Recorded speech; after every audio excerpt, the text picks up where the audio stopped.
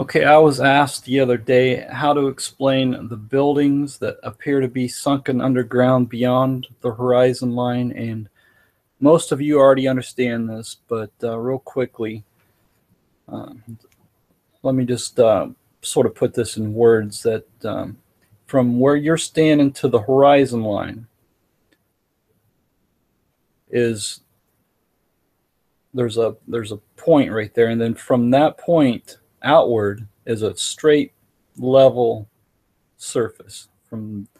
So this point right here might be just a few miles, maybe 4 miles away, but then these buildings might be 20 miles away. So basically, this is your horizon line right here, this red block, and then this building here, depending on how far away it is will determine how much of the building that you see. The further away it is, the less of the building you will see, and that's basically because of that point, that horizon line point sort of acts like a wall. It's real simple to understand. It's a matter of perspective.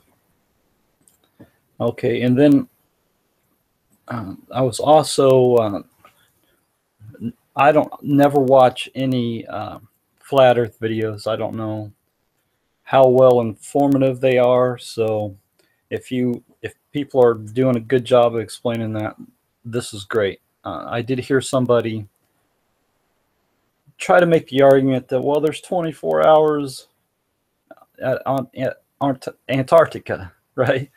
Well, that doesn't mean nothing. I demonstrated this on a video a while back, and it's basically I got this bowl, this glass bowl, I shine a light on it. Depending on where that light is hitting the bottom of that bowl will determine how much of the light shines on the surface below. So here's a better example right here of how the light turns, how it can turn. Obviously, it would have to take somebody a lot smarter than me to come up with a proper demonstration, but you get the idea, I hope. Anyway, that was the purpose of doing that. Just to give you an idea, you can split the light in half. And if you're real smart, maybe you can get it to bend all sorts of different funny ways to represent properly. But it's not what the earth is below that determines day and night. It's what God has done up above. In my previous video, I stated that the King James Bible is the pure, infallible Word of God. And it is. Think about this. There was never a perfect Bible in one language until 1611. The King James Bible, which should be really called the Bible, is the greatest enemy to the Catholic Church in the world today. They don't want you to believe it. Back in the old days in England, it was illegal to have an English Bible. Yet it was mandatory to go to church. If you wanted to know what God said, you had to go to the priest. Now, we have the Bible in English. So when you rely on a Greek translation or a Hebrew translation, all you are doing is relying on a priest to tell you what God says.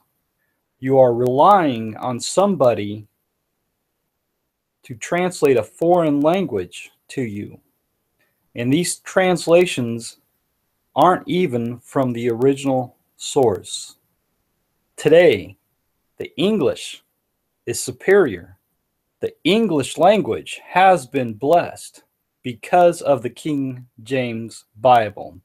It's the language I am communicating with you now. Perhaps I don't speak very good English, but it's the only language that I know. I want to challenge you here and now to contact me privately or down in the comment section below and give me one single example that you might think is an error. I assure you, my friends, there are no errors. Not even a single one.